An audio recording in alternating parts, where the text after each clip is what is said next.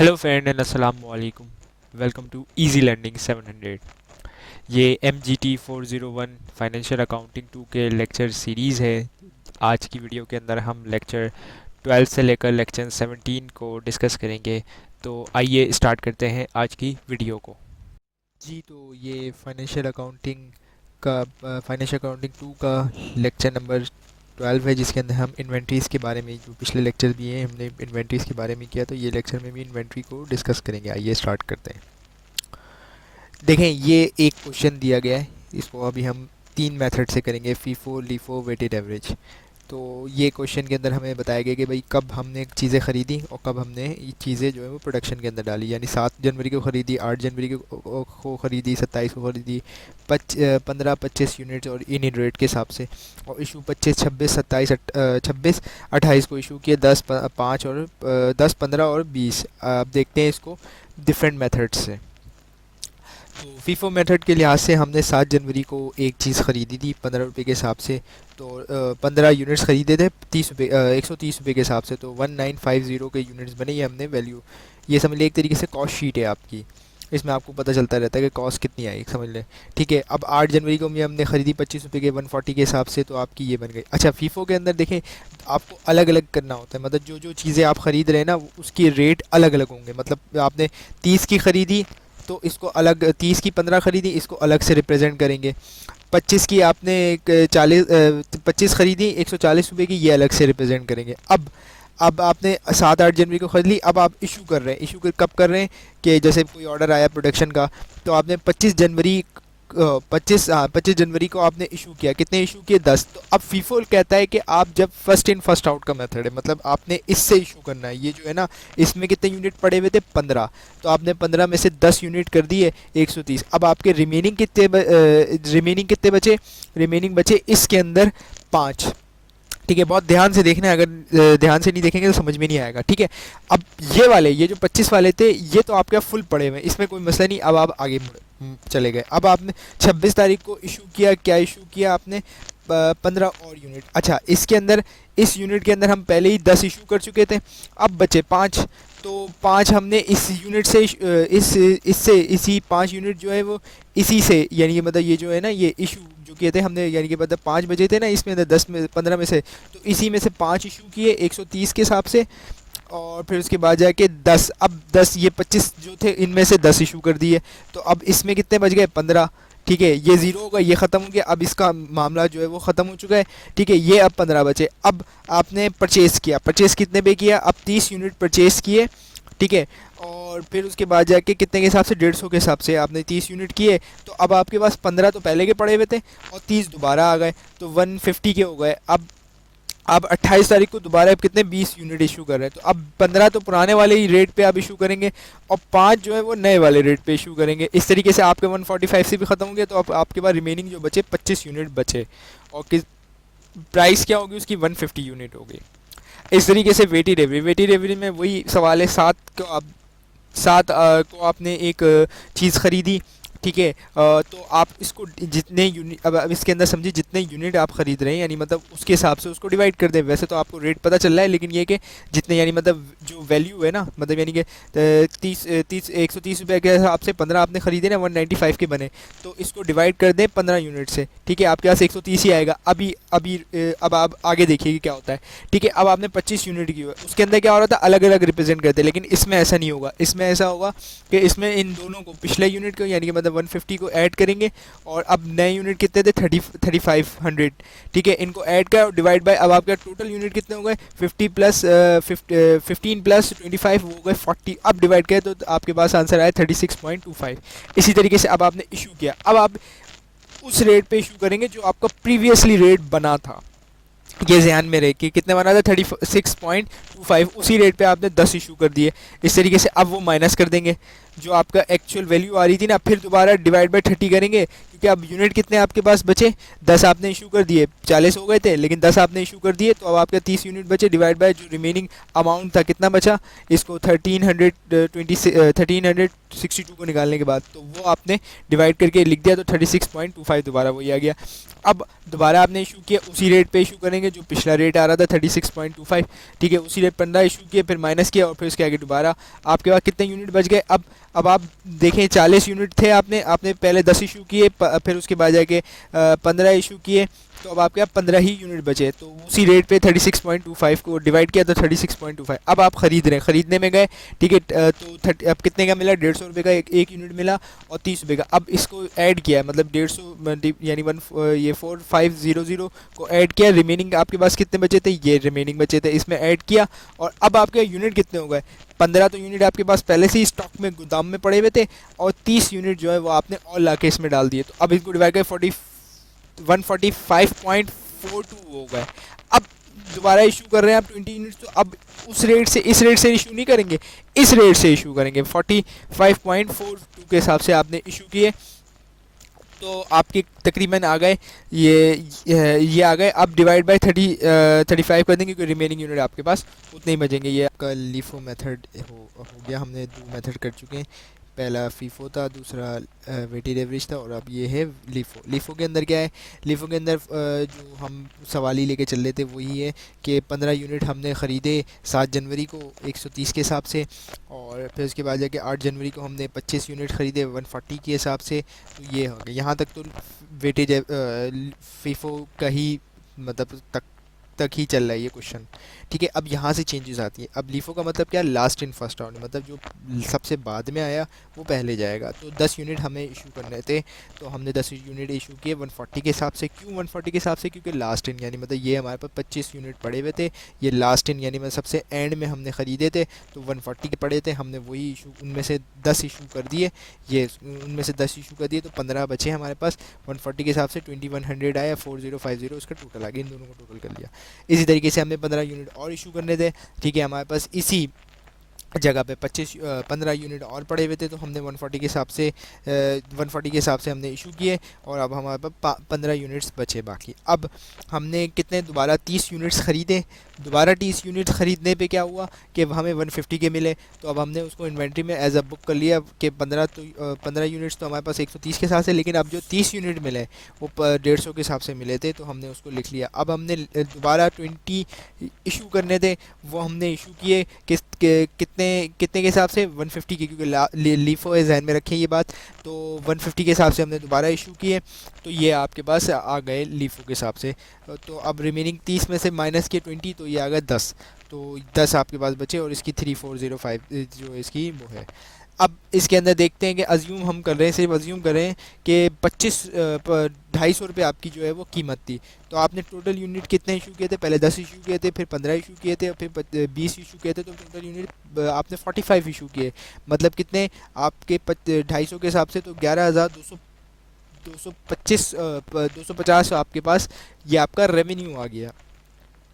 अब revenue FIFO method के हिसाब से हमने इशू कितने किए थे, यानी मतलब फीफो के हिसाब से हमने पहले 10-15, वैसे तो सब में ही ऐसे इशू किए, लेकिन इसमें प्राइजेस में फ़र्क था कि पहले में 1300 आई, फिर उसके बाद जाकर 2050 आई, फिर उसके बाद 2858 आई, तो 6250। अब हमारी अज़ूम क्या थी कि हमें 250 का यूनिट हमने जो है वो सेल किया है, तो आपकी जो कॉस्ट थी वो 620 आई, तो आपके 5050 का जो प्रॉफिट है ग्रॉस आ गया। इसी तरीके से वेटेज एवरेज के अंदर भी हमने 3 दफ़ा इशू किए थे, 10, 15 और 20, तो एक आपने इशू किए थे 1362 के हिसाब से, 2043 के हिसाब से, और 29,008 रुपीज़ के हिसाब से इशू किए थे, तो 6314 आपका आंसर आ गया। इस तरीके से यानी कि मतलब ये टोटल कॉस्ट आ गई। अब इसको माइनस करते हैं हम कितने, ये जाहिर सी बात है कि 11250 प्रॉफिट आपका, सॉरी रेवेन्यू आपका सेम ही रहेगा, उसको से माइनस किया तो आपका 4350 के हिसाब से आपके पास आया। इसी तरीके से वेटेड एवरेज के हिसाब से, तो अब के हिसाब से भी 1400 का एक पड़ा, 2100, 300, 3000 इसी तरीके से आपको पड़ा, तो 6500 आया। तो अब इसमें आप देख रहे हैं कि पहले सबसे पहले आपने फीफो के हिसाब से, तो सबसे ज़्यादा आपकी जो प्रॉफिट आ रहा था वो फीफो के हिसाब से, इसी तरीके से वेटेड एवरेज और इसी तरीके से फिर उसके आगे लीफो। तो ये है कि आपने देखा, नोटिस किया कि इन्वेंट्री की वैल्यू चेंज करने, यानी मतलब करने से भी तो आपके प्रॉफिट पे बहुत बड़ा बहुत बड़ा असर पड़ता है। तो अब आप क्या कर रहे हैं, सपोज करें कि जो इन्वेंट्री तैयार है, जो तैयार माल पड़ा हुआ है वो पूरा कंप्लीट नहीं है, तो आपने क्या किया कि भाई हम इसको 2,500 रुपये में बेचेंगे, ठीक है, और फर्दर कॉस्ट मतलब इसको तैयार करने में हमारी एजम्पशन है कि 500 रुपये और लगेंगे, और एक्सपेक्टेड जो सेल है वो, यानी मतलब सेलिंग कॉस्ट जो है, मतलब जैसे होता है कि भाई कस्टमर तक माल पहुंचाना है तो उसमें हमारे 100 रुपये और लग जाएंगे, ठीक है। तो अब इनमें से आपकी इन्वेंट्री कैरी किस पे होगी, एयर एंड पे, 1,000 पे, 1,900 पे, 2,100 पे। तो मैं अभी आंसर बता देता हूँ कि वो 1,900 होगा, लेकिन कैसे होगा अभी आप अभी देखते हैं। जी, तो ये रहा। अब सेलिंग प्राइस तो आप जहन में रखें कि आपकी कितनी थी, 2,500 रुपये, और जो सेलिंग कॉस्ट थी वो कितनी थी, 100 रुपये और, यानी 100 रुपये और फिर उसके आगे कंप्लीशन में कितना लगना है, तो वो लगने थे 500 रुपये और, तो अब 1,900 रुपये आपकी वैल्यू आ गई, जो उसमें आंसर दिया हुआ था ना, तो इस तरीके से वैल्यू आ गई। अब इसके अंदर क्या है कि भाई 1,900 रुपये पे आप इन्वेंट्री रखेंगे या पे 100 रुपये। अब क्या होता है, लोअर ऑफ कॉस्ट और एनआरवी। अब कॉस्ट जो है वो ज़्यादा है, तो आप कॉस्ट को नहीं, एनआरवी को ले लेंगे। तो इसमें क्या है, कॉस्ट लेस है तो NRV will be shown at the cost, not adjustment required. ऐसी बात है, इसमें कॉस्ट लेस है तो आप कॉस्ट पे ही रखेंगे। इस तरीके से अब इसमें कॉस्ट इक्वल हो गई, ठीक है, तो अब आप कॉस्ट पे रख लें, एनआरवी पे लिख लें, किसी को कुछ पता ही नहीं जाएगा क्योंकि इक्वल ही है। लेकिन अब यहाँ क्या हुआ, कॉस्ट ग्रेटर हो गई, तो अब एनआरवी पे ही आप रखेंगे। वो कितनी हुई, तो वो आपका डिफरेंस कितना हुआ, 200 रुपये। 200 रुपये जहन में रखिएगा, अभी मैं आपको बताऊंगा 200 रुपये का करना क्या है। तो 200 रुपये का डिफरेंस आया, तो वो आपने उसको जो लोअर ऑफ कॉस्ट एनआरवी पे आपने उसको, यानी 1,900 रुपये रख ली। अब आपको मैं बताऊंगा 200 रुपये का क्या करना था। 200 रुपये को आप डायरेक्ट लेके चले गए कहाँ पे, पीएनएल में। पीएनएल में डेबिट कर दिया, मतलब एक्सपेंस आपने रिकॉर्ड कर लिया, और आपने 200 रुपये से स्टॉक अपना कम कर लिया, ठीक है। ये डिस्क्लोजर है बैलेंस शीट का, जिसके अंदर आपको बताया कि भाई एसिड साइड के अंदर, के करंट एसिड के अंदर क्या क्या होता है, इन्वेंट्री होता है, उसका नोट 3 होता है, फिर करंट डेट, ट्रेड डेट होता है, अदर करंट एसिड और कैश इन बैंक। इस तरीके से आपको रिप्रेजेंट करना होता है, मतलब ये पिछले साल का और ये इस साल का, इस तरीके से रिप्रेजेंट करना होता है। ये नोट है किस चीज़ का, प्रॉफिट एंड लॉस अकाउंट का, जिसके अंदर रेवेन्यू है और कॉस्ट ऑफ गुड्स सोल्ड, जो हम निकाल चुके हैं, जिसमें ओपनिंग क्लोजिंग और फिर उसके आगे परचेज माइनस करते हैं। इस तरीके से हम निकालते हैं इसको। ग्रॉस प्रॉफिट है, इस तरीके से रिप्रेजेंट करते हैं।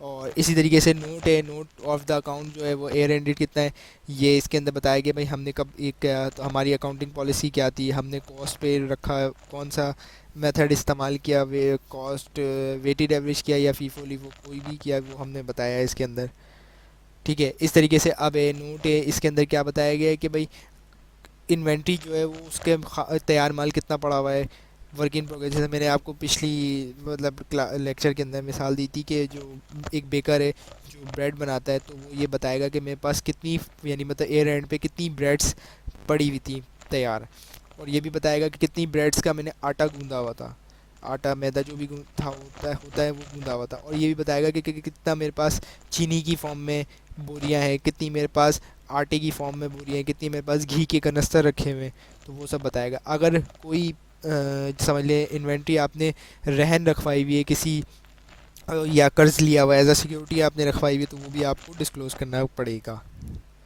ठीक है। ये इसका स्ट्रक्चर होता है कॉस्ट ऑफ गुड्स सोल्ड का, जिसके अंदर रॉ मटेरियल आता है, परचेज ऐड होती है, कॉस्ट इनकर्ड परचेजेस जो भी वो ऐड होती है, और फिर इसके आगे रॉ मटेरियल, यानी मतलब ओपनिंग रॉ मटेरियल जो होगा वो ऐड होगा और क्लोजिंग जो होगा वो माइनस होगा। इसी तरीके से लेबर है, कन्वर्जन कॉस्ट के अंदर दो ही चीज़ होती है, ओपनिंग क्लोजिंग नहीं होता, क्योंकि जाहिर सी बात है लेबर तो आज काम करेगा आज चला जाएगा। इस तरीके से फैक्ट्री ओवरहेड्स का भी यही है। अब इसके अंदर क्या है, वर्क इन प्रोग्रेस के अंदर क्या है कि भाई ओपनिंग वर्क इन प्रोग्रेस होगा, फिर माइनस कर देंगे क्लोजिंग वर्क इन प्रोग्रेस, ठीक है। इस तरीके से कॉस्ट ऑफ मैन्युफैक्चर है, उसके अंदर भी ये होगा, ओपनिंग फिनिश गुड भी होगी, तो वो ऐड होगी पिछले साल की, यानी कि ओपनिंग मतलब पिछले साल की, और क्लोजिंग इस साल की, क्लोजिंग माइनस कर दिया कि इस तरीके से कॉस्ट ऑफ गुड सोल्ड आ जाएगी। ये आपका पूरा डिस्क्लोजर हो गया कॉस्ट ऑफ गुड सोल्ड का।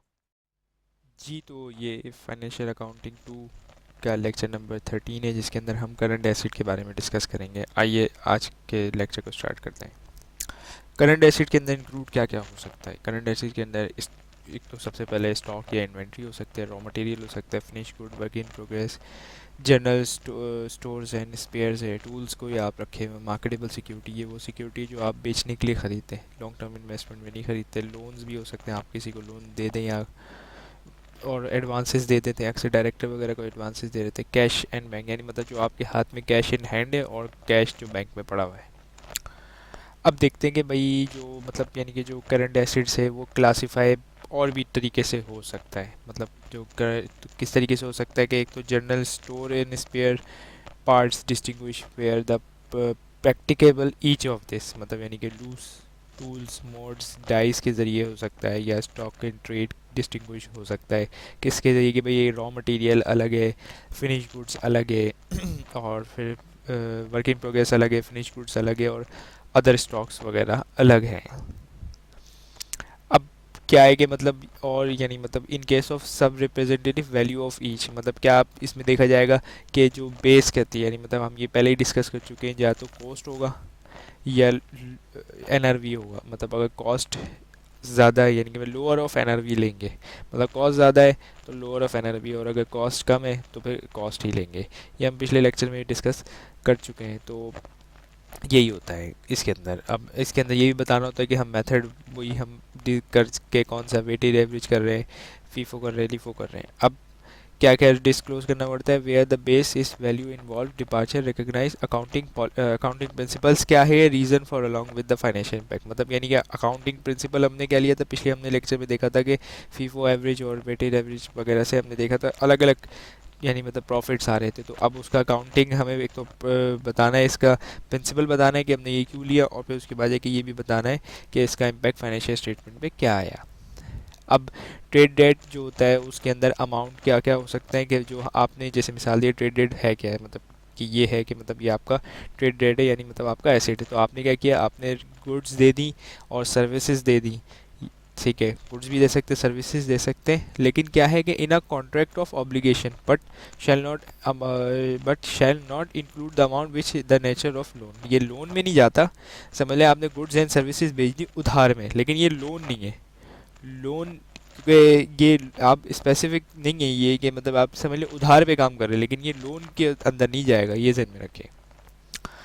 तो डेट जो है वो क्लासीफाई किस तरीके से हो सकता है, debt consider to be good, consider to be doubtful और बैड। मतलब यानी कि ये आपने देखा होगा कि फाइनेंशियल अकाउंटिंग वन के अंदर के आप डेट यानी मतलब एक कोट होता है कि भाई इतना रिसीवेबल हो जाएगा, इतना डाउटफुल है और इतना बैड डेट है। मतलब कुछ परसेंटेजेस ये कंपनी अपने पॉलिसीज़ के हिसाब से रखती हैं कि वो जैसे मिसाल दे दिया 3% उनकी पॉलिसी है कि हम डाउटफुल डेट बनाएंगे, और अब पता चल गया कि भाई 3% हमने डाउटफुल इस साल बना लिया। ठीक है, अब उसी साल हमें पता चल जाएगा कि हमारे भाई हमने 1 लाख रुपए दिए थे, अब वो नहीं मिलने वाले, बैड डेट हो गए, तो वो हम रिप्रेजेंट कर सकते हैं। वो इस तरीके से हम इसको सेपरेटली रिप्रेजेंट करेंगे। Debt consider to be goods. अच्छा, ये कि मतलब अगर डेप जो है वो सिक्योर्ड है, मतलब आपने डेट दिया और आपको ये उम्मीद है कि ये सिक्योर है किसी भी तरीके से, या फिर ये बताना ज़रूरी है कि ये सिक्योर नहीं है, यानी कि मतलब सिर्फ पर्सनल, यानी मतलब बंदा जो है वो सिर्फ गारंटी दे रहा है।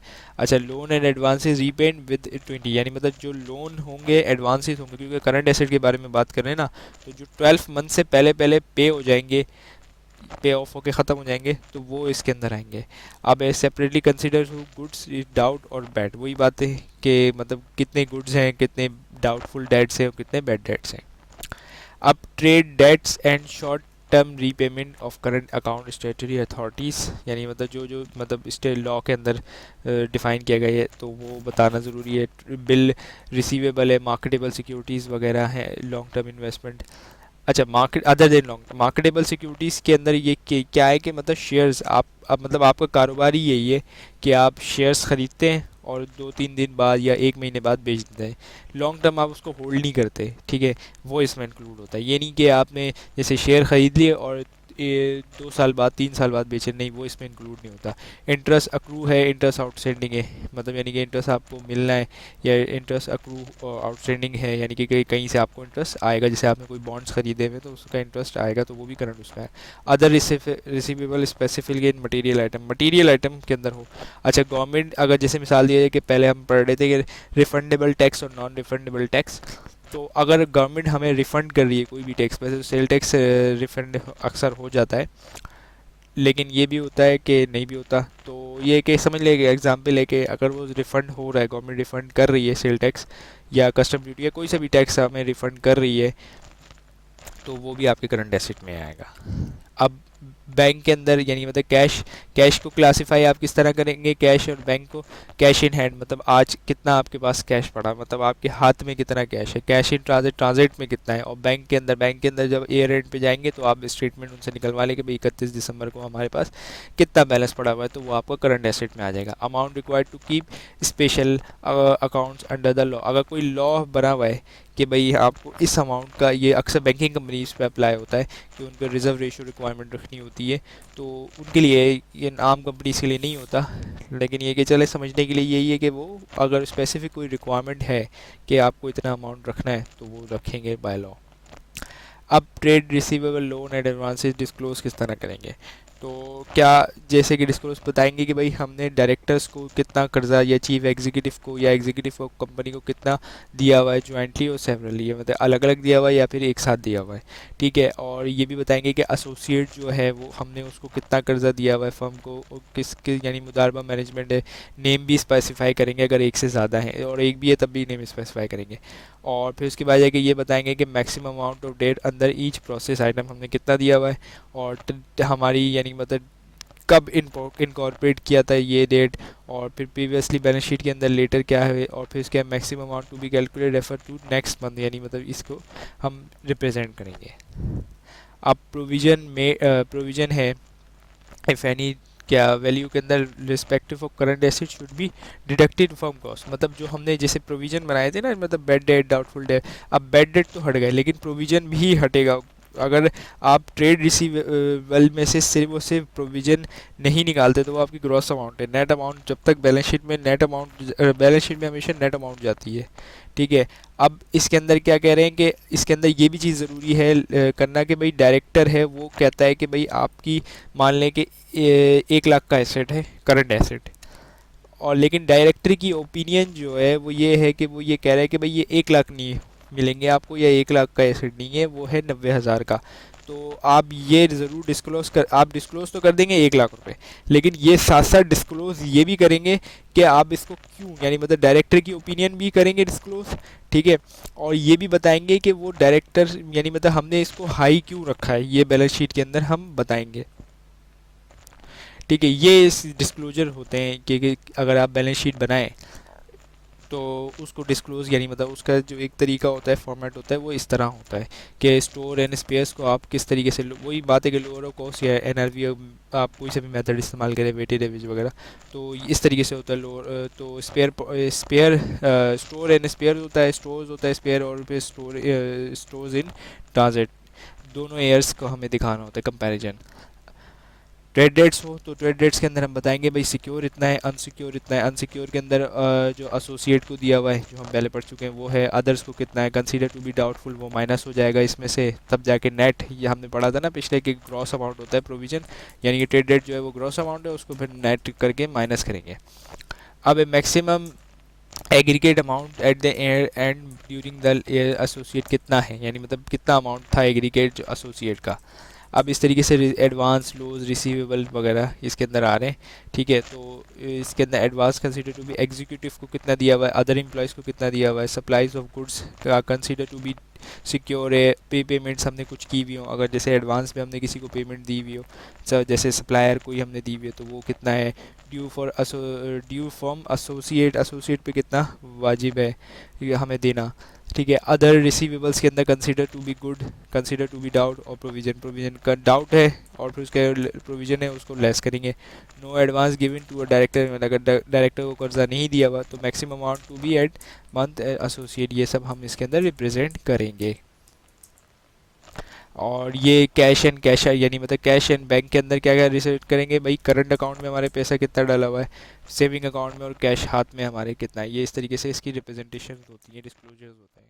जी, तो ये फाइनेंशियल अकाउंटिंग का लेक्चर नंबर 14 है, जिसके अंदर presentation and disclosure of assets in balance sheet के बारे में पढ़ेंगे। आइए स्टार्ट करते हैं आज के लेक्चर को।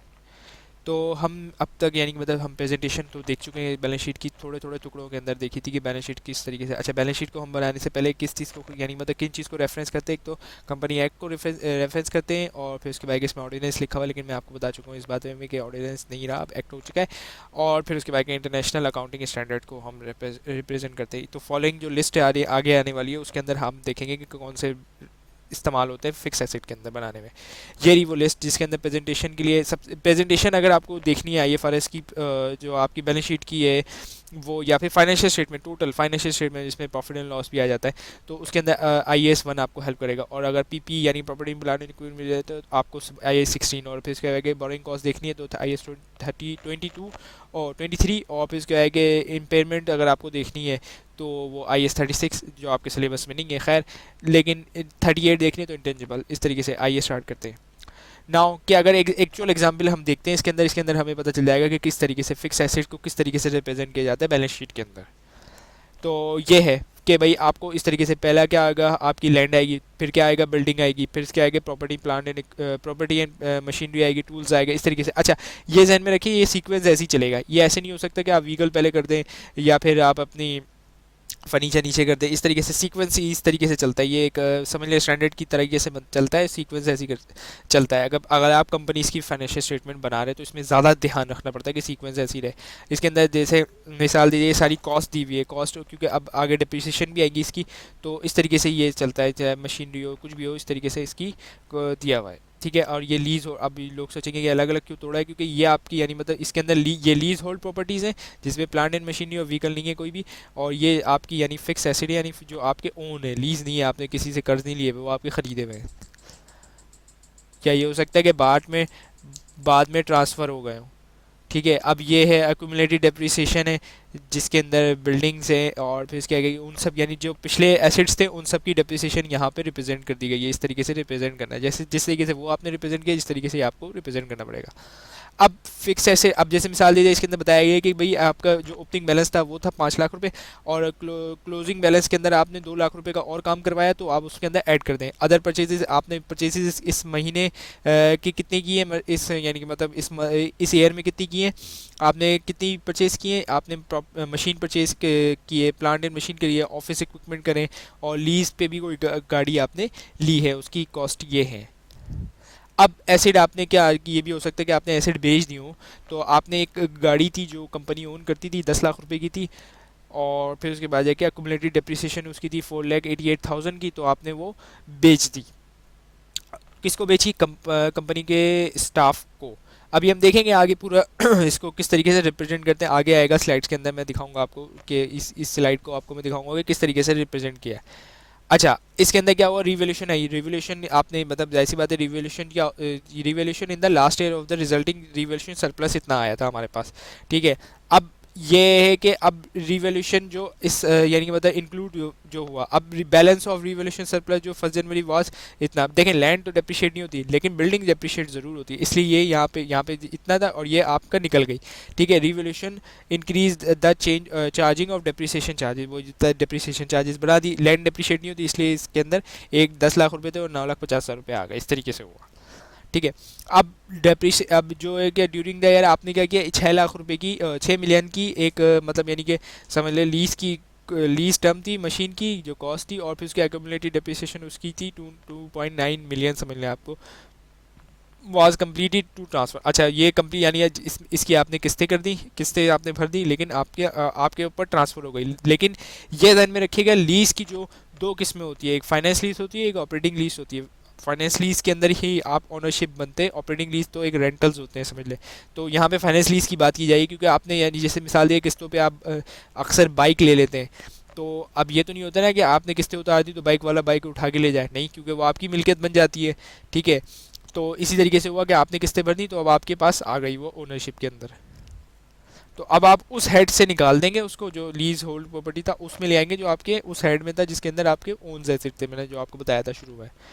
तो अब इसके अंदर डिस्क्लोज क्या किया गया है, इसके अंदर ये भी पूरी एक समझ लें, ये जो जितनी भी बातें हम डिस्कस करें ना एक पूरी चार्ट की फॉर्म में आगे आएंगी, जो आपका असल डिस्क्लोजर बनता है।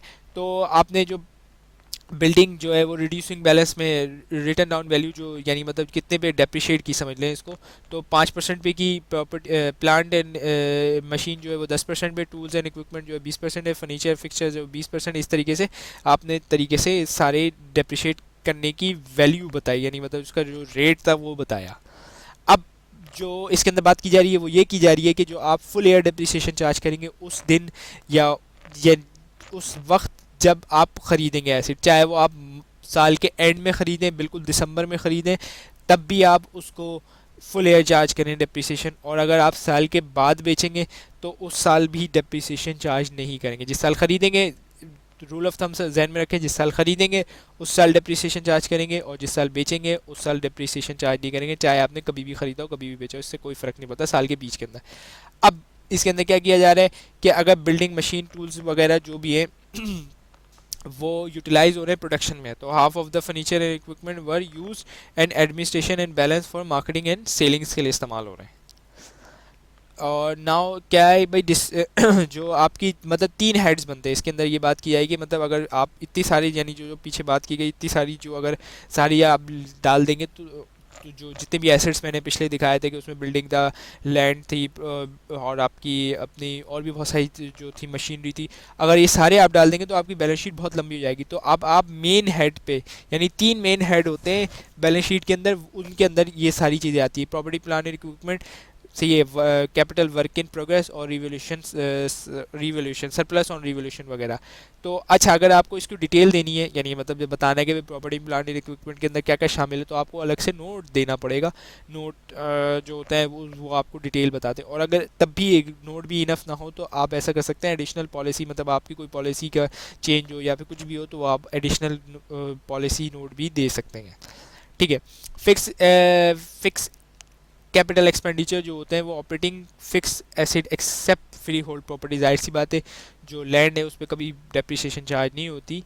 ठीक है। और फ्री होल्ड रीवैल्यू, हाँ लेकिन ये ज़रूरी है कि रीवैल्यूशन अगर होगी तो वो इंडिपेंडेंट वैल्यूअर होगा, ये जहन में रखिए, हम पहले भी पढ़ चुके हैं कि इंडिपेंडेंट वैल्यूअर होगा, रीवैल्यू होगा। Carrying it cost is related to can operating comprise historical cost. अच्छा, जब भी यानी मतलब एसिड दिया जाता है ना तो उसको हिस्टोरिकल कॉस्ट उसे कहते हैं, वो कॉस्ट होती है जो मतलब आपने जब जैसे 10 लाख का एसिड लिया, अभी रीवैल्यू वगैरह कुछ भी नहीं किया, तो वो जो 10 लाख रुपए हैं आपके वो आपकी हिस्टोरिकल कॉस्ट है। Exchange of different cost of boring, अच्छा कंस्ट्रक्शन, मतलब अगर आप कोई एसिड जैसे बिल्डिंग बनवा रहे हैं तो अगर आपके पास पैसे नहीं थे तो आपने उससे बोरोइंग कर ली और उसके कर्ज से आप अपनी बिल्डिंग बनाए, तो उसकी जो इंटरेस्ट कॉस्ट है, बोरिंग कॉस्ट हमें बताता है कि जो इसकी इंटरेस्ट कॉस्ट है वो उसके अंदर शामिल होगी। अब depreciation on operating fix asset जो है वो चार्ज होता है profit and loss account on diminishing balance method करेंगे, रिटर्न डाउन वैल्यू और एसिड ओवर एस्टिमेटेड लाइफ, यानी मतलब जितनी लाइफ है उसके ऊपर। और फिर उसके फुल ईयर डेप्रिसिएशन, वही बात आ गई जो कि होगी फुल ईयर डेप्रिसिएशन जिस साल डेप्रिशिएट यानी जिस साल ख़रीदा जाएगा जो एक भी, और उस साल डेप्रिसिएशन चार्ज नहीं होगी जिस दिन डिस्पोज किया जाएगा। ठीक है। अब मेंटेनेंस वगैरह की, अगर कोई मतलब मेंटेनेंस वगैरह की जो मतलब नॉर्मल मेंटेनेंस है, जैसे गाड़ी के आप ब्रेक शू बदलवाते हैं, ऑयल बदलवाते हैं, तो ये कैपिटलाइज नहीं होते। हाँ, अगर मेजर ओवरहॉलिंग जैसे इंजन खुल के बने ओवरहॉलिंग हो इंजन की, तो वो आपकी जो है वो इस्तेमाल वो कैपिटलाइज होगी वो कॉस्ट जो है वो, क्योंकि उसे इम्प्रूव। और अगर डिस्पोजल आपने किया और उसके अंदर गेन या लॉस आ गया तो वो भी पी&एल के अंदर ही चले जाएगा। अभी हम देखेंगे कि कैसे होता है ये पूरे चार्ट की फॉर्म में। और वर्किंग कैपिटल है तो वो स्टेट द कॉस्ट, यानी मतलब कॉस्ट पे ही रहेगा। अब asset acquire under the finance lease depreciated, यानी जहन में रखें अगर फाइनेंस लीज, क्योंकि यहाँ पे फाइनेंस लीज की जा रही है, ऑपरेटिंग लीज की बात नहीं की जा रही। फाइनेंस लीज का मतलब ये होता है कि आपने किस्तों पे बाइक जैसे ले ली, तो अब बाइक जैसे ज़्यादा इस्तेमाल तो कर रहे हैं, तो आप उसको यूज़फुल लाइफ जितनी भी थी उस पर आपको डेप्रिशिएट करना ज़रूरी है। आप डेप्रिसिएशन चार्ज करेंगे पी&एल में, ये नहीं कहेंगे कि भाई मैं तो मेरी तो ओनरशिप नहीं है, नहीं ऐसा नहीं है, आपको डेप्रिसिएशन चार्ज करनी पड़ेगी। ये उसकी जो है वो जो मैंने इतनी सारी बातें की उसकी पूरा डिस्क्लोजर देखें, इसके अंदर रेट दिया हुआ है हमें कि किस रेट से कौन सी चीज़ डेप्रिशिएट हुई है। ठीक है। ओपनिंग बैलेंस दिया हुआ था, क्लोजिंग क्योंकि इसमें एडिशन नहीं हुआ, इस तरीके से बिल्डिंग है इसके अंदर ओपनिंग बैलेंस दिया हुआ है, और इसके अंदर एडिशन हुआ है 7,000 70 समझ ले 700 का। और फिर इसके आगे क्लोजिंग बैलेंस है, लेकिन इसके जो आपकी डिप्रिसिएशन थी ओपनिंग क्लोजिंग इस साल डिप्रिसिएशन कितनी चार्ज की, इस तरीके से सारे की सारे इसके अंदर दिए हुए कि लीज आपने ली थी और एडिशन जो हुआ नहीं हुआ इसमें डिलीशन हुआ, और फिर उसके आगे जो ट्रेड था वो दिया हुआ है, फिर उसके आगे ओपनिंग बैलेंस इतना था, क्लोजिंग यानी कि जो डिलीशन की थी उसकी डेप्रिसिएशन भी निकाल देंगे, ये ध्यान में रखिए, जो डिलीशन थी उसकी डेप्रिसिएशन भी निकाल देंगे। और इस तरीके से ये आपके क्लोजिंग बैलेंस आ गया। ये पूरी एक समझ लें पूरी एक समरी है आपकी जो यहाँ पे आपको बैलेंसेस बताती है। ठीक है, अब है रिवोल्यूशन ऑफ बिल्डिंग जो होगी, कैरिंग रिजल्ट क्या होगा कि जो 15 लाख और 10 लाख की जो है तो रिवैल्यू कैरी इंडिपेंडेंट वैल्यू और बेस्ड जो होगी market discount replacement of the cost, मतलब यानी कि जो मार्केट का डिस्काउंट है वो होगा। अब revalue amount there has no revaluation carrying value on land और बिल्डिंग वुड बी 20 रिस्पेक्टिवली, यही होगी आपकी। नो रिवैल्यू है तो वो कैरिंग अमाउंट पे आपकी कैरी की जाएगी।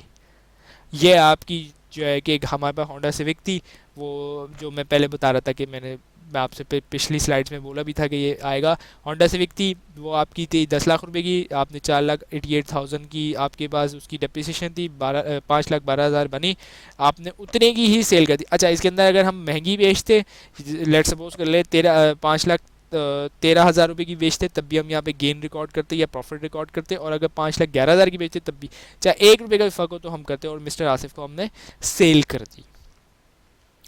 और ये आपकी रिवोल्यूशन सरप्लस है जिसके अंदर 15 लाख रुपए की आपकी रिवोल्यूशन सरप्लस था, और फिर सरप्लस ऑफ द बिल्डिंग ये इतना 9,50,000 था, तो 50,000 था। तो अब इसके अंदर ट्रांसफ़र टू रिटेन अर्निंग कितना किया, जाहिर सी बात है मैंने आपको पहले पिछले एक्सेस में बताया कि आहिस्ता आहिस्ता करके वो ट्रांसफ़र रिटेन अर्निंग में किया जाता है। तो रिटेन अर्निंग फोर्थ है, और तो आपका क्लोजिंग बैलेंस ये आ गया। जी, तो ये फाइनेंशियल अकाउंटिंग 2 का लेक्चर नंबर 15 है जिसके अंदर हम लॉन्ग टर्म इन्वेस्टमेंट और प्रेजेंटेशन डिस्क्लोजर के बारे में पढ़ेंगे। आइए स्टार्ट करते हैं आज के लेक्चर को। लॉन्ग टर्म इन्वेस्टमेंट दो किस्म की हो सकती हैं, एक तो आप एसोसिएट के अंदर यानी कि मतलब एसोसिएट के अंदर आप इन्वेस्टमेंट कर दें, और अदर इन्वेस्टमेंट भी हो सकती है। अच्छा, हम एसोसिएट के बारे में तो वैसे पहले पढ़ चुके हैं कि किसे एसोसिएट और फिर सब्सिडी वगैरह ये पढ़ चुके हैं, लेकिन अब थोड़ा सा एलिब्रेट करेंगे आइए इसके हिसाब से। तो सब्सिडी जो है सॉरी इन्वेस्टमेंट जो है वो एसोसिएट के अंदर 3 कैटेगरीज में बढ़ती है, एक तो सब्सिडी होती है, एक एसोसिएट ही होती है, और एक होता है इंटरेस्ट इन जॉइंट वेंचर। इसको मैं अभी थोड़ा थोड़ा से एक्सप्लेन कर देता हूँ आपको कि सब्सिडी वही होती है जिसकी मोर देन 50% अगर ओनरशिप है तो आपकी वो सब्सिडी बन जाएगी, और अगर 10 से लेकर more than less than 50% ownership है तो वो आपकी एसोसिएट बन जाएगी। और इंटरेस्ट इन जॉइंट वेंचर ये होता है कि मतलब कोई एक ख़ास इवेंट के लिए आप किसी दूसरी कंपनी के साथ मिलते हैं, वो इवेंट पूरा होता है और आप छोड़ यानी कि जैसे मिसाल दिया कि कोलैबोरेशन समझ लें कि किसी ख़ास इवेंट के लिए। अभी हम इसको बाय बाय बारी बारी एक्सप्लेन अभी आगे भी करेंगे। तो मेजर आईएसएस जो यानी मतलब लॉन्ग टर्म इन्वेस्टमेंट में कवर होते हैं वो ये होते हैं कि आईएएस 7 है जिसमें कंसोलिडेट और सेपरेट फाइनेंशियल स्टेटमेंट बनाए। कंसोलिडेट फाइनेंशियल स्टेटमेंट एसोसिएट के भी बनते हैं और सब्सिडी के भी बनते हैं। और 28 है इन्वेस्टमेंट इन एसोसिएट जो अलग से ही हमें मतलब अपना एसोसिएट के बारे में बताता है। और फिर क्या है कि इंटरेस्ट इन जॉइंट वेंचर्स के 38 है और 31 है, और 32 जो है फाइनेंशियल इंस्ट्रूमेंट जो डिस्क्लोज एंड रिप्रेजेंटेशन जो होती है वो है। 39 जो है financial instrument regarding and measurement recognisation and management measurement. ठीक है, अब पेरेंट जो है और फिर इन जो यानी मतलब पेरेंट है वो इन्वेस्टर है, individual financial statement in subsidy associate इन किन किन चीज़ों के अंदर यानी मैं शुड भी अकाउंट किन किन चीज़ों को करेगी एट कॉस्ट अगर कॉस्ट पे लिया है, और फिर इन अकॉर्डिंग विथ IAS 39 के ज़रिए रिकॉर्ड करेगी, और अगर इक्विटी मेथड इस्तेमाल किया है तो IAS 28 से रिकॉर्ड करेगी।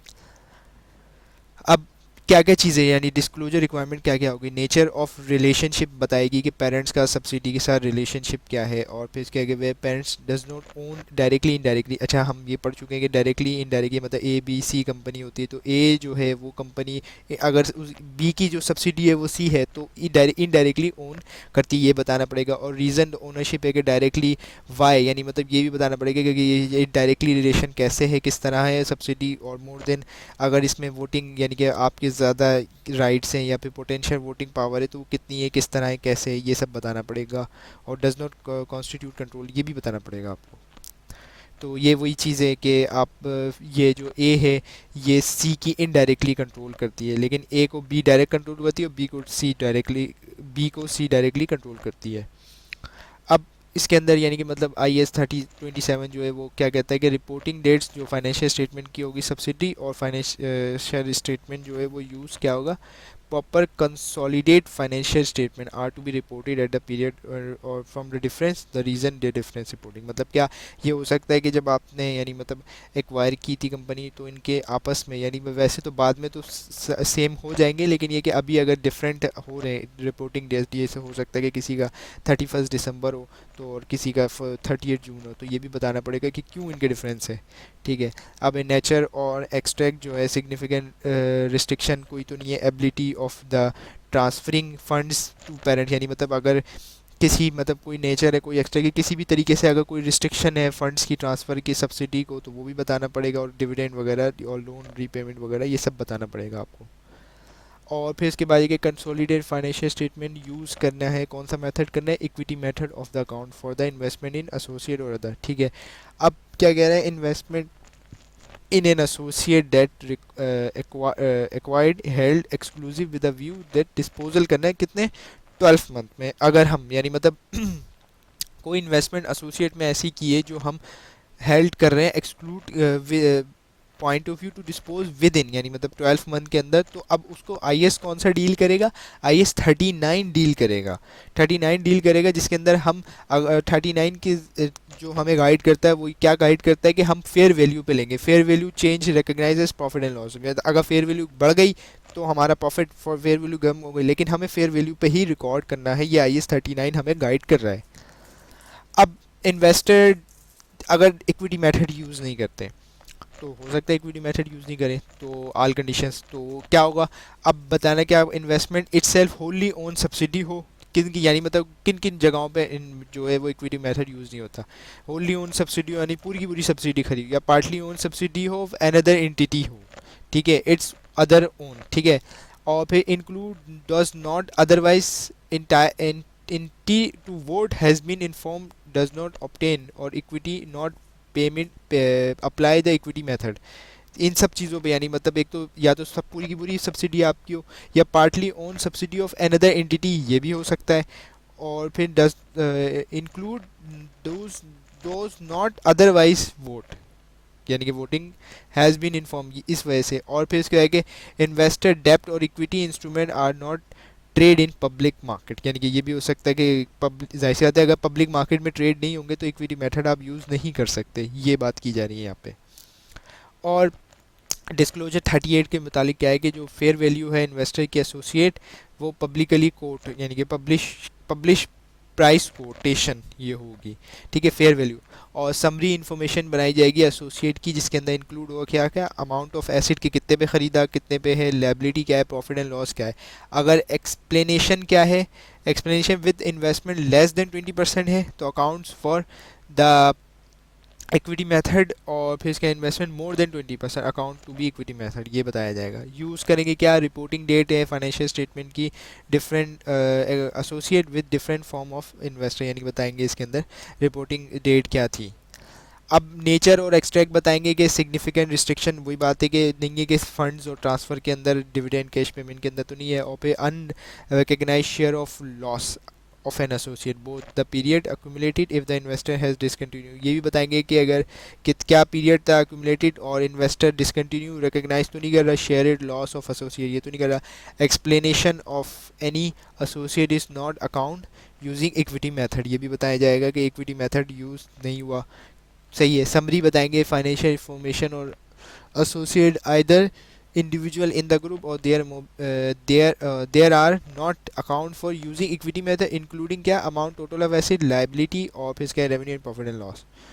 और फिर इसके आगे as per the IAS 31 there two type जो है वो अकाउंटिंग यानी मतलब जो इन्वेस्टमेंट है जॉइंटली कंट्रोल होती है, एक है प्रोपोर्शनेट कंसोलिडेशन और इक्विटी मेथड। अब प्रोपोर्शनेट कंसोलिडेट क्या होता है, इसके अंदर ये होता है कि हम यूज़ क्या करते हैं कि balance sheet venture include share of S, यानी मतलब जो बैलेंस शीट है उसके अंदर इंक्लूड कर देते हैं जिसको हमने एक्वायर किया, समझ लें आप, दैट इज़ कंट्रोल जॉइंटली, ठीक है। अब है share of liability for each joint responsibility करते हैं, ठीक है। Income statement venture include in share income and expense, यानी मतलब देखें उसके अंदर क्या कर रहे थे, उसके अंदर हम कर रहे थे यानी कि मतलब तमाम जो शेयर ऑफ एसिड्स है वो हम कंट्रोल जॉइंटली कर रहे थे उसको, यानी कंट्रोल यानी कि मतलब हम उसके अंदर इंक्लूड कर रहे थे, अपनी बैलेंस शीट के अंदर हम इंक्लूड कर रहे थे। और लाइबिलिटी का भी हम क्या कर रहे हैं, जॉइंटली रिस्पॉन्सिबल, वो भी हम ये कर रहे हैं। और फिर इनकम स्टेटमेंट में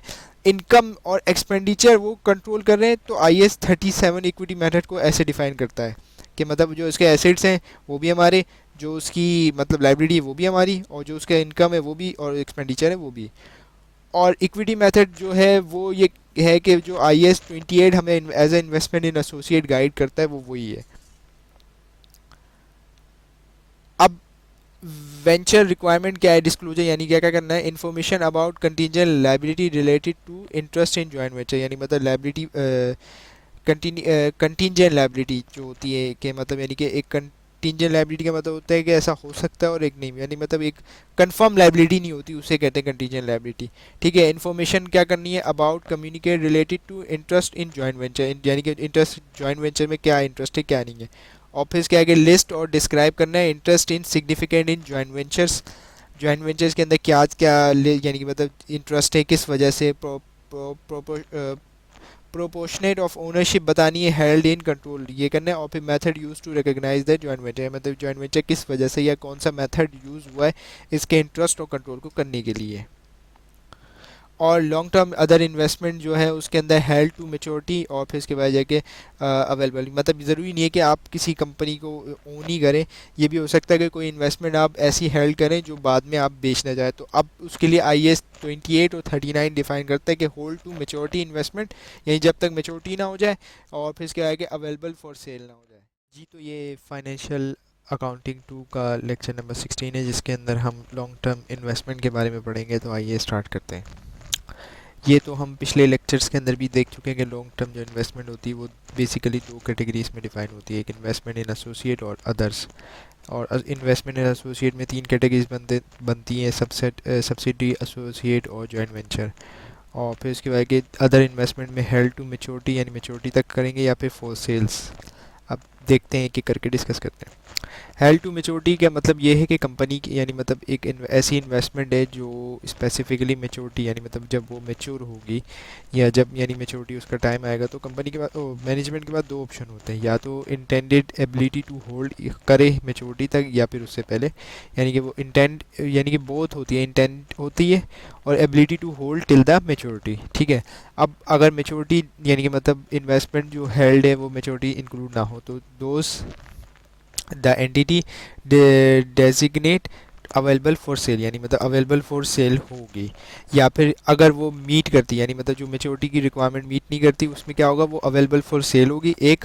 और दूसरा क्या होगा, meet define of loan and receivables, यानी कि या तो वो लोन लिया हुआ होगा, इन्वेस्टमेंट नहीं होगी, या फिर वो रिसीवेबल्स के अंदर आ जाएगा। अच्छा, एग्जाम्पल क्या है लॉन्ग टर्म इन्वेस्टमेंट की, term finance certificate, saving certificate of investment है, डिफेंस सेविंग सर्टिफिकेट, ये डिफेंस सेविंग गवर्नमेंट के सर्टिफिकेट्स होते हैं, और टर्म फाइनेंस सर्टिफिकेट जो होते हैं वो हमेशा कंपनी इशू करती है।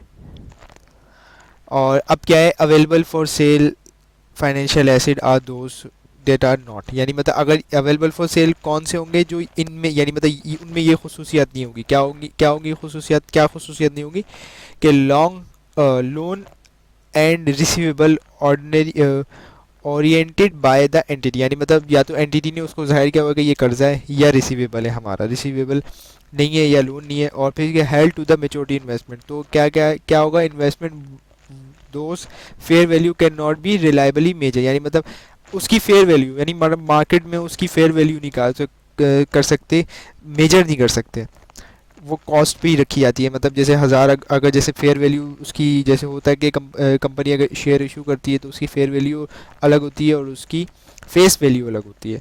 तो इसके अंदर अगर आप फेयर वैल्यू नहीं जान पा रहे तो वो भी सेल ऑफ एसेट्स में आ रही है, देट आर नॉट। अब ये कुछ IAS हैं दिए हुए इसके अंदर आप थोड़े बहुत तो पहले भी देख चुके हैं कि 27 जो है वो सब्सिडी का है, एसोसिएट का 28 है, जॉइंट वेंचर का 31 है, और इसी तरीके हेल्ड टू मेच्योरिटी का 32 और 39 है, एट एमोटाइजेशन कॉस्ट है। और फिर हेल्ड फॉर सेल जो है वो अवेलेबल फॉर सेल है 32 और 39 ही इसको डील करता है फेयर वैल्यू पे। वो एमोटाइजेशन कॉस्ट है वो फेयर वैल्यू पे डील करता है। अब क्या अगर equity method of accounting use करें तो intended record at a cost, सही है, और एडजस्ट करेंगे। और अगर रिफ्लेक्शन आई यानी मतलब आपने इक्विटी मेथड के ज़रिए आपने रिकॉर्ड कर ली, लेकिन हो ये जैसे मिसाल दे दिया है कि स्टॉक आपने ख़रीदे, तो अब स्टॉक की फ्लक्चुएशन होती रहती है, कभी बढ़ गए कभी कम हो गए, तो जो अगर मतलब यानी कि net of profit and loss of associate यानी जो उसके शेयर्स हैं उसके अंदर net of profit and reflect करेंगे। रिफ्लेक्ट यानी कि मतलब जो सब्सिक्वेंट जो रिकॉर्ड है कॉस्ट आपने कर लिया, लेकिन सब्सिक्वेंट जो एडजस्टमेंट है रिफ्लेक्ट करेगी investment of share net and profit and loss account के लॉस में उसकी रिफ्लेक्ट करेगी ज़रूर। अब डिस्ट्रीब्यूशन क्या होगा, डिविडेंड होगा receive from the investee reduce the carrying amount of investment, यानी मतलब जो आपको मिलती जाएगा डिविडेंड वो आपका कैरिंग अमाउंट ऑफ है इन्वेस्टमेंट वो रिड्यूस करता जाएगा जो इन्वेस्टी से आपको मिल रहा है इन्वेस्टमेंट। इसी तरीके से अगर आप यूज़ करते हैं proportionate consolidation balance sheet of venture include it's shares, ठीक है, तो जो एसिड है वो कंट्रोल क्या है जॉइंटली, यानी मतलब जॉइंटली कंट्रोल है एसिड, और फिर इसके आगे its share of liability which is jointly responsible, मतलब यानी क्या होगा जो आपके एसिड है वो जॉइंटली कंट्रोल है और जो लाइबिलिटी है वो भी जॉइंटली रिस्पॉन्सिबली है। और फिर इसके आगे income statement of venture include in all shares and income and expenditure jointly, यानी मतलब जो जितने भी इनकम और एक्सपेंडिचर होंगे वो भी जॉइंटली लाइबल होंगे, और जितने भी आपकी लाइबिलिटी है वो भी जॉइंटली, और जितने एसिड है वो भी जॉइंटली। ये किस में हो रही है, proportionate of consolidation joint ventures के अंदर, ठीक है। अब इक्विटी मेथड जो है वो सेम है एज एसोसिएट, जैसा एसोसिएट का ट्रीटमेंट था जो हमने देख चुके हैं वो वैसी ही है। अब अमोटाइजेशन हेल्ड एट मेच्योरिटी, तो अमोटाइजेशन कॉस्ट कैलकुलेट करेंगे using affective interest method, affective interest method के ज़रिए। और फिर उसके बाद अफेक्टिव इंटरेस्ट मेथड के अंदर क्या होता है, डिस्काउंट करते हैं फ्यूचर कैश फ्लोज को, डिस्काउंट करते हैं एक्सपेक्टेड लाइफ के, मतलब जैसे आपका समझ लें जैसे आपको 5 साल के लिए इन्वेस्टमेंट है, ठीक है, तो अब आपको 5 साल से पे डिस्काउंट करना पड़ेगा। डिस्काउंट रेट का एक फॉर्मूला होता है उसके ज़रिए या तो एक एक ईयर को डिस्काउंट करते चलाएं या फिर 5 साल का एक साथ ही फॉर्मूला लगाएं तो उसको डिस्काउंट करेंगे और जो नेट कैरिंग वैल्यू आएगी एसिड की वो रखेंगे, ठीक है। अब फेयर वैल्यू फॉर सेल है, तो फेयर वैल्यू जो अमाउंट है for each asset could be exchange और liability on between knowledgeable and willing party, मतलब क्या फेयर वैल्यू फॉर सेल यानी कि कुछ इन्वेस्टमेंट आप रखते हैं सेल के लिए, तो अब उसकी जो यानी मतलब आप एक्सचेंज कर सकें लाइबिलिटी जिसको पता हो जो ख़रीद रहे हैं, आर्म लैंड ट्रांजेक्शन हो, यानी कि मतलब आर्म लैंड ट्रांजेक्शन होनी चाहिए एक, और जो एक्सचेंज है वो आप सेटल कर सकें, यानी मतलब जो जिसको नॉलेज हो उस विलिंग पार्टी से और आर्म लैंड ट्रांजेक्शन हो इस फेयर वैल्यू मेथड में। अब है डिस्क्लोजर रिक्वायरमेंट सब्सिडी, और फिर इसके आगे associate and interest in joint venture has been discuss in letters, हम लेटर्स उसके अंदर देखेंगे, लेकिन इसके अंदर क्या अब हम देख रहे हैं कि for each class of financial and equity disclose क्या करेंगे, information about extend and nature of financial instrument include significance terms and condition, यानी मतलब बहुत सारी terms and condition that the amount timely certain in future cash flows के अंदर देखा जाएगा, ठीक है। तो अकाउंटिंग पॉलिसी और मेथड अडॉप्ट जो किया गया है, क्राइटेरिया फॉर रिकग्नाइज, वो सब हमें इसमें बताना पड़ेगा, डिस्क्लोजर रिक्वायरमेंट जितनी भी है, ठीक है। अब लॉन्ग टर्म इन्वेस्टमेंट में क्या करेंगे, जो डिस्क्लोजर होगा about fair value of instrument, पहला क्या करेंगे कि disclosure fair value of each class of financial assets, सही है, ये बताना पड़ेगा कि कौन कौन सी क्लासेस जो हैं वो हमने की हैं, और फिर क्या आल्सो क्या the method and significant assumption, जो हमने अजम्पशन लिया apply to determine the fair value.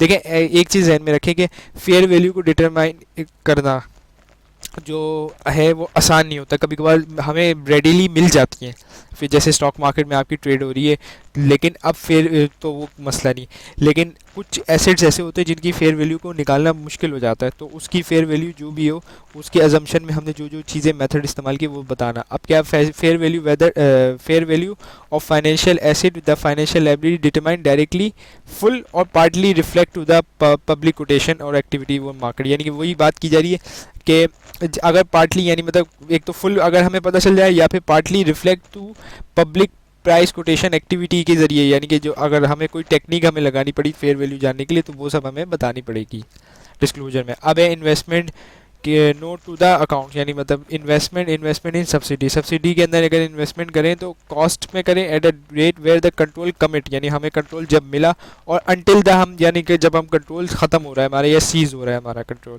ठीक है। Investment held at the maturity तक हेल्ड करेंगे, ठीक है। अब investment with fix maturity where the management has both intended और एबिलिटी, ये वही बात की जा रही है जो हमने पहले पढ़ी थी कि भाई मैनेजमेंट के बाद दो है, इंटेंडेड है यानी वो रखना चाहती है, और ability to hold till the maturity, यानी कि मेच्योरिटी तक करेगी, क्लासीफाई होल्ड मेच्योरिटी स्टेट और एट एमोटाइजेशन कॉस्ट पे रखेगी, ये मैनेजमेंट के पास है। और फिर रिजल्ट क्या होगा, change in value reported directly into profit and loss account, अगर कोई भी लॉस हुआ या फिर कोई भी प्रॉफिट हुआ तो डायरेक्टली वो रिपोर्ट हो जाएगा पीएनएल के अंदर, ठीक है। अब इन्वेस्टमेंट जो है वो क्या करती है, which does not fall under the trade और हेल्ड मेच्योरिटी कैटेगरी, सही है। These except the investment under under unlisted security, ठीक है। At the start fair value होगा, अब रिजल्ट क्या हो सकता है कि भाई फेयर वैल्यू में गेन भी हो सकता है, लॉस भी हो सकता है। रिकग्नाइज करेंगे इक्विटी स्टेटमेंट के अंदर, चेंज इन इक्विटीज के अंदर, ठीक है। Represent unlisted company, unlisted shares के लिए है ये ध्यान में रखिएगा, लिस्टेड नहीं है, ठीक है। State at the cost of financial statement not available determining a fair, यानी जिसकी फेयर वैल्यू डिटरमाइन नहीं हो सकती तो उसके लिए अनलिस्टेड की जाए, लिस्टेड कंपनी होगी तो उसके लिए तो फेयर वैल्यू आपको मिल ही जाएगी। तो इन्वेस्टमेंट हेल्ड टू डेट, अब क्या इन्वेस्टमेंट विच एक्वायर प्रिंसिपली, यानी purpose for generating profit short term, अच्छा इसमें क्या है कि मतलब जो मतलब प्रॉफिट के लिए है एक तो, और short term fluctuation deal margin which held of state that resulting profit and loss account directly, मतलब क्या अगर जो इन्वेस्टमेंट आपने हायर ही ऐसे किए कि बस छोटे टर्म के लिए यानी छोटे उसके लिए, तो वो डायरेक्टली उसके जो प्रॉफिट एंड लॉस होंगे, यानी कि मतलब जैसी प्राइस गिरी तो आप लॉस चार्ज कर देंगे, जैसी प्राइस बढ़ी तो आप प्रॉफिट चार्ज कर देंगे पीएनएल के अंदर, ठीक है। ये अब इसके नोट्स यानी मतलब समझ लें आप लॉन्ग टर्म इन्वेस्टमेंट को आपको ऐसे जाहिर करना है कि इन्वेस्टमेंट इन सब्सिडी 5.1 के नोट्स के अंदर हमें डिटेल बताइए और उसका अमाउंट ये है, प्रीवियसली कोई ये नहीं था। अब held to the maturity investment जो है वो ये है, ऑफिस का सेल्स मेच्योरिटी है उसका नोट ये है, इस तरीके से आपको डिस्क्लोजर देने हैं। और इसमें कॉस्ट ऑफ इन्वेस्टमेंट भी आपने बता दी इस तरीके से, अगर शेयर इन सब्सिडी से अगर लॉस हुआ है तो वो भी हमने बता दिया कि भाई माइनस हुआ, जो नेट अमाउंट है वो ये आ गया। अब इस तरीके से इसके अंदर ये बताया कि भाई XYZ कंपनी थी, उसके सर्टिफिकेट कितने हमने लिखे 1200, और फिर टर्म फाइनेंस सर्टिफिकेट थे, सेमी एनुअली इंटरेस्ट हमें मिलता है, और इसकी जो रेट है वो 12 से लेकर 22% है, और फेयर वैल्यू इसकी इतनी है, और फिर इसके बाद है कि ये इसकी कॉस्ट पे चल रहा है। फेयर वैल्यू देखें, कॉस्ट और फेयर वैल्यू में फ़र्क आ गया, फेस वैल्यू में सॉरी, फेस वैल्यू ये है और फेयर कॉस्ट ये है, ठीक है। ये इसकी पूरी डिस्क्लोजर रिक्वायरमेंट है कि भाई किस कंपनी से हमने ख़रीदा, कितने रेट पे ख़रीदा, क्या क्या इसकी है पूरी मार्केटेबल वगैरह, मार्केट यानी कि मतलब कुछ देखें मार्केट वैल्यू अलग आ रही है, फिर उसके बाद कॉस्ट अलग आ रही है, सब इसके अंदर, और परसेंटेज वगैरह सब इसके अंदर दी हुई है, पूरी एक डिस्क्लोजर बना के दिया हुआ है, ठीक है। अब क्या है कि मेनली कवर जो करते हैं IAS 39 और 32 और 29 जो कवर करते हैं financial instrument, that is not in cover. 28 के अंदर नहीं कवर होता, वो तो सब्सिडी का, 29 एसोसिएट का, 31 वगैरह कवर नहीं करते, तो 39 और 32 वो कवर करते हैं। अब फाइनेंशियल इंस्ट्रूमेंट जो है वो एग्रीमेंट है बोथ पार्टी, अगर वो इक्विटी है और फिर एसिड है तो एक बंदे के लिए वो एसिड है, दूसरे बंदे के लिए वो लाइबिलिटी है। इसी तरीके से एक बंदे के लिए इसके अंदर जैसे अगर आप ख़रीद रहे हैं तो आपके लिए एसिड है, और आप वो जो बेच रहा है वो उसके लिए लाइबिलिटी बन जाएगा। अगर इक्विटी होगा तो वो उसकी इक्विटी के अंदर यानी कि आपकी इक्विटी में आ जाएगा, ठीक है। Other example could be term finance certificate, वही हम रिसीवेबल लगे देख चुके हैं। ऑफिस क्या है कि फॉलोइंग स्पेसिफिकली फाइनेंशियल इंस्ट्रूमेंट या तो फिजिकल एसेट हो या फिर प्रीपेड एक्सपेंस, यानी कि कुछ चीज़ें आप प्रीपेड भी कर देते हैं। और फिर इसके बाद कि one of the main purpose 32 का क्या है कि use to disclose the related instrument, ठीक है। The purpose of disclosure requirement standard providing the information to enhance the specification, यानी मतलब इससे क्या होता है, इससे बढ़ जाती है, मतलब इसकी से हमें इनहेंस यानी कि मतलब इसकी इजाफा कर देती है अंडरस्टैंडिंग का फाइनेंशियल स्टेटमेंट ऑफ इक्विटी और फाइनेंशियल परफॉर्मेंस और कैश फ्लोज को, और फिर इसके timely for future cash flow, ठीक है। और स्पेसिफिक मॉनेटरी डिस्क्लोजर क्या कहती है, narrate to communicate the issuer to encourage the stand that will user to understand and attitude of risk of management, और फिर मतलब यानी कि इसमें ये आपको पता चल जाता है कि मैनेजमेंट कितना रिस्क ले रही है और कितना चीज़ें उसको रिस्क ले के काम कर रही है और कितना उसका रिस्क की तरफ ध्यान है, ठीक है, ये सब आपको बातें पता चल जाती है। अगर ज़्यादा अच्छी इन्वेस्टमेंट कर रही है तो आप समझ लें कि वो रिस्क भी ज़्यादा ले रही है लेकिन रिटर्न भी ज़्यादा कमा पा रही है मैनेजमेंट। जी, तो ये फाइनेंशियल अकाउंटिंग 2 का लेक्चर नंबर 17 है, जिसके अंदर हम रिस्क एंड डिस्क्लोजर पढ़ेंगे 30 IAS 32 के और 39 के। आइए स्टार्ट करते हैं। अच्छा, ये बात ध्यान में रहे कि आपके स्टडी के अंदर, मतलब यानी कि आपके कोर्स के अंदर 32 और 39 इंक्लूड नहीं है, बट जनरल अंडरस्टैंडिंग के लिए हम थोड़ी बहुत बातें इससे डिस्कस करेंगे। फाइनेंशियल इंस्ट्रूमेंट यानी कि मतलब क्या, फाइनेंशियल इंस्ट्रूमेंट क्या है? एग्रीमेंट है given rice both financial assets, यानी मतलब एक पार्टी के लिए फाइनेंशियल एसेट है और दूसरी पार्टी के लिए वो फाइनेंशियल इक्विटी यानी कि मतलब लाइबिलिटी है और इक्विटी एंटिटी है। यानी मतलब अगर आप एसेट यानी अगर आप शेयर्स खरीदते हैं तो आपके लिए तो एसेट है, लेकिन दूसरे के लिए वो लाइबिलिटी में। और इसी तरीके से इक्विटी इंस्ट्रूमेंट जो है वो एसेट है इन्वेस्टर, और लाइबिलिटी है वो इन्वेस्टी के लिए। और फिर क्या है, ये बात तो हम पढ़ चुके हैं कि टर्म फाइनेंस सर्टिफिकेट एग्जाम्पल होती है फिजिकल के लिए, और फिर लोन है, और फिर ट्रेड रिसीवेबल है, और फिर फिजिकल एसेट्स होते हैं, और प्रीपेड एक्सपेंस होते हैं। अब रिस्क, टाइप ऑफ रिस्क, कितने किस्म के रिस्क होते हैं? Market risk, credit risk, liquidation risk और कैश फ्लो रिस्क। एक एक करके अभी हम डिस्कस करते हैं। करेंसी रिस्क, करेंसी रिस्क का मतलब आप समझ लें कि जैसे डॉलर है, अगर आप डॉलर यानी मतलब इंटरनेशनल ट्रांजैक्शन करते हैं तो डॉलर कितनी तेज़ी से फ्लक्चुएट करता है। तो अब आपने बेचे कोई सामान, मिसाल दें उस वक्त 160 रुपये का डॉलर था, लेकिन अगर डॉलर गिर गया 155 पे आ गया तो आपका तो लॉस तो वैसे ही हो गया, रिस्क तो है। इंटरेस्ट रिस्क वो रिस्क होता है, जैसे मिसाल दे दिया है कि जो इंटरेस्ट है वो मार्केट में कम ज़्यादा होता रहता है। हर 3 महीने बाद तकरीबन मॉनेटरी पॉलिसी आती है, उसके अंदर बताया जाता है कि भाई कितना इंटरेस्ट रेट होगा। तो आपने जब इन लोन लिया, यानी मतलब आपने जब इन्वेस्ट किया इन यानी कि लॉन्ग टर्म इन्वेस्टमेंट की, डिबेंचर्स खरीदे समझ लें आप, तो वो थे 10% पे। अब मार्केट का इंटरेस्ट रेट कम आ गया तो आपकी जो बॉन्ड है उसकी इंटरेस्ट रेट आपको कम मिलेगा। अब प्राइस रिस्क, प्राइस रिस्क क्या होता है कि जो फाइनेंशियल इंस्ट्रूमेंट है मार्केट में, यानी मतलब शेयर्स जो हैं वो ऊपर, कभी ऊपर चले जाते हैं कभी नीचे आ जाते हैं। तो आपने जब इन्वेस्ट किया तो आपने गलत अजम्पशन ले ली, या फिर ये कि आप समझे कि ये प्राइस जो है वो रीज़नेबल प्राइस पे मिले, लेकिन ये हो सकता है और उसकी जो प्राइस गिर जाए। तो चेंज कॉस्ट फैक्टर स्पेसिफिकली कुछ भी हो सकते हैं, इंडिविजुअल फैक्ट इन कुछ भी हो सकते हैं मार्केट की, मतलब सिक्योरिटी वगैरह की कुछ भी वजह से वो गिर सकते हैं। क्रेडिट रिस्क, क्रेडिट रिस्क क्या होता है कि एक पार्टी जो है वो financial instrument fail to discharge obligation, मतलब क्या, अगर जैसे मिसाल दीजिए आपने लोन ले लिया, सॉरी हाँ, आपने लोन ले लिया और आप पे नहीं कर पा रहे, तो सामने वाले के लिए रिस्क बन जाएगा कि आप पे नहीं कर पा रहे, तो आपका मतलब जो आपने लोन लिया था वो उसका पैसा फंस सकता है सामने वाले का। ठीक है, अब लिक्विडेटरी रिस्क, लिक्विडेटरी रिस्क जो है वो ये है कि जो एंटिटी है will encounter the difficulty to raise the fund to meet the commitment of associate with the financial instrument। ठीक है, जो फंड है वो मीट नहीं कर पा रहे to commence the associate finance, तो क्या होगा? Liquidity risk result in ability to sales as quickly, मतलब यानी कि अगर आपके पैसा बाउंड हो जाए, समझ लें इनएबिलिटी टू, यानी कि मतलब पैसा आपका बाउंड हो जाए, लिक्विड आपके पास ख़त्म हो जाए, इस तरीके से होता है ये।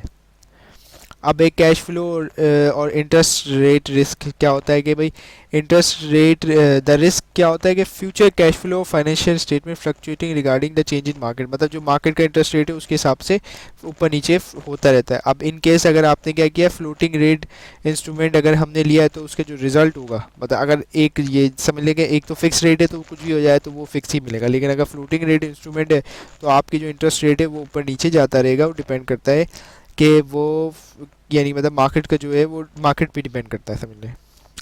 इसी तरीके से कि जो standard does not perceive the format location for describing information combination narrative describe specific qualified data should be appropriate, ये होना चाहिए। अब फाइनेंशियल इंफॉर्मेशन क्या क्या डिस्क्लोज होनी चाहिए? एक तो रिस्क मैनेजमेंट पॉलिसी बतानी चाहिए, ठीक है, terms and condition of accounting policy बतानी चाहिए, डिफिकल्ट राइज रिस्क इन्वॉल्व कितना है, डिफरेंट रिस्क कितने इन्वॉल्व है, fair value of asset and liability बतानी चाहिए, और material of income expenditure financial asset, ये सब बताने चाहिए, डिस्क्लोज करनी चाहिए ये चीज़ें। ठीक है, अब इसमें concentration of the credit risk क्या होता है कि भाई जो accounting loss would be recognize होगा reporting date if the counter party fail to perform the contract, मतलब यानी कि अगर कोई कॉन्ट्रैक्ट था कि भाई मैं इतने परसेंट आपको इंटरेस्ट दूंगा, लेकिन काउंटर पार्टी है वो फेल हो गई परफॉर्म करने के लिए, तो ये रिस्क है, क्रेडिट रिस्क है। ठीक है, अब कंपनी क्या है, does not have specific exposure to individual customer, तो क्या company that does not expose to a major risk, credit risk, how any probably mitigate to apply the credit limit of the customer, मतलब क्या एक बड़ा customer था समझ लें आप, या बल्कि आप नॉर्मल समझ लिए तो कंपनी जो है वो हर किसी को माल नहीं बेचती, ठीक है, और अगर बेचती भी है तो वो क्रेडिट लिमिट सेट कर दी कि भाई इस बंदे को 5 लाख माल दिया जाएगा, 10 लाख का माल दिया जाएगा, 20 लाख का, इससे ऊपर जैसी लिमिट जाएगी तो वो जैसे कंपनी बोलेगी नहीं यार पहले रिकवरी करेंगे फिर इसको माल देंगे वरना ये पैसे हमारे डूब सकते हैं।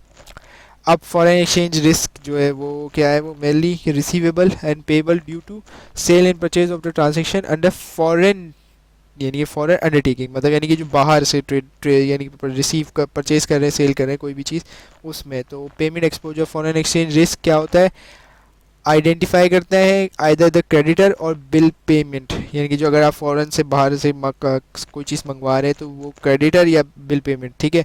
Receivable of foreign exchange identify trade date, हो सकता है आपका आप कोई माल बाहर बेच रहे हो, या तो आपका क्रेडिट हो, आप माल मंगवा रहे हैं, ठीक है, या फिर आप माल बेच रहे हैं, तो transaction however immaterial does not post to me, अगर इमटेरियल ट्रांजेक्शन है मतलब 1 लाख 2 लाख के, अगर कोई बहुत बड़ी कंपनी जिनका करोड़ों अरबों का ट्रांजेक्शन है 1 लाख 2 लाख के, तो उनके लिए इमटेरियल तो कोई मसला नहीं, लेकिन अगर कोई बड़ा अमाउंट है तो वो उनके लिए मसले, यानी कि करोड़ 2 करोड़ है तो फिर वो मसले वाली बात है। अब क्या है, fair value of the instrument होने चाहिए, the carrying value of all the financial asset and liability reflect in approximate fair value, और फिर fair value determine based rate, मतलब जितने भी एसेट और लायबिलिटी हैं वो आपके तक तमाम के तमाम इंस्ट्रूमेंट जो है वो फेयर वैल्यू पे कैरी करने चाहिए, ये नहीं होना चाहिए कि वो कॉस्ट पे ले लें या फिर हिस्टोरिकल कॉस्ट पे ले लें, नहीं फेयर वैल्यू पे होना चाहिए, ठीक है। लिक्विडेटरी रिस्क क्या होता है, रिफ्लेक्ट करता है company in ability to raise the, वही बात है कि जो इंडिविजुअल के लिए था वही raise to fund to meet the commitment, और फिर क्या फाइनेंशियल मैनेजमेंट क्लोज मॉनिटर क्या करता है, company liquidate cash flow position, ठीक है, this include maintain of balance sheet, liquidate ratio और डेप्ट और credit concern both in the term of overall fund and maximise award in due large amount, मतलब वही बात है कि मतलब कस्टमर के मतलब अनड्यू रियलिस्टिक और लार्ज इंडिविजुअल को, यानी कि मतलब जो है वो मैक्स अवॉइड ही करती है कंपनीज जो है वो देने के लिए फंड ज़्यादा से ज़्यादा। अब डिस्क्लोजर के लिए क्या क्या है, चेकलिस्ट क्या होनी चाहिए कि loan and advances must be shown separately होनी चाहिए, डिस्टिंग्विश करना चाहिए कि कंसिडर द गुड और बैड और डाउटफुल, ये वही बात है जैसे ट्रेड डेटर्स हमें बताने होते हैं कि क्या गुड्स हैं क्या बैड है और क्या डाउटफुल है। क्लासीफाई करना चाहिए loan and advances to related party, हमने रिलेटेड पार्टी को कितना दिया हुआ है, मतलब हमारी एसोसिएट्स जितनी भी पार्टी है रिलेटेड पार्टी, हम पिछले लेक्चर्स में काफ़ी डिटेल से डिस्कस कर चुके हैं। अदर लोन एंड एडवांसेस कितने हैं, और फिर उसके बाद कि क्या क्या चीज़ें बतानी चाहिए कि भाई किस किस बंदे को दिया और कितना अमाउंट दिया, उसकी कितनी यानी कि कलेक्शन कितनी होगी, अगर सिक्योरिटी और डायरेक्टर या सीईओ या किसी को भी दिया हुआ है तो उसकी ओपनिंग और रिकन्सिलेशन वगैरह सब हमें बतानी पड़ेगी। अब maximum arrangement amount of loan and advances outstanding कितना आखिरी मंथ में था, और अगर अदर लोन है name of boring to repay the term in material loan, ठीक है, प्रोविजन इफ़, ये सब हमें है देखना पड़ेगा, ठीक है। ये कुछ इसकी डिस्क्लोजर है जिसके अंदर लोन की टर्म बताई गई कि भाई इतना लोन था, ये देखें लोन एडवांसेस अलग अलग इसने डिस्क्लोज किए गए, 2003 में इतना था, 2004 में इतना हो गया, 2003 में कोई नहीं था, 2000 तो उसकी डिटेल्स देखने तो नोट 7 या नोट 6 में जाके देखिए। इस तरीके से ये अदर नोट्स, ये नोट है कि नोट के अंदर हमें बताया कि भाई रिलेटेड पार्टी का इतना है, ठीक है, और फिर उसके बाद जाके ये अनसिक्योर है और ये सिक्योर लोन है, और फिर इसके करंट पोजीशन शो दैट ये आपकी नेट पोजीशन आपकी शो कर रही है। इस तरीके से एबीसी कंपनी ये पूरी इसको जो डिस्क्लोजर के अंदर मतलब जो नोट था नोट 6 था उसके 6.1 उसके अंदर पूरी डिटेल दी जा रही है 6.1 के भाई कितने का लोन था, ये 50 लाख का लोन था, और फिर इसके बाद कि किसी रेनोवेशन ऑफ मैन्युफैक्चरिंग फैसिलिटीज़ के लिए लिया गया था, और रिप्रेजेंट 20% इक्वल इंस्टॉलमेंट हमने देनी है 7%, ये पूरा उसकी डिटेल दी गई है इस तरीके से। ऑफिस के आगे लोन एंड एडवांसेस जो है वो 7.1 जो दिया गया है वो इतने दिए गए, advances should be given to supplier and a contract for work in progress for a company, ये सब इसमें बता दिया गया है। उम्मीद करता हूँ कि आपको ये सारे लेक्चर समझ में आए होंगे। फिर भी अगर किसी भी लेक्चर में कोई भी कन्फ्यूजन है, कोई पॉइंट समझ में नहीं आ रहा, तो नीचे कमेंट बॉक्स में मेंशन करें। इस वीडियो को लाइक करें, अपने दोस्तों के साथ शेयर करें and subscribe to my channel. Thank you for watching this video.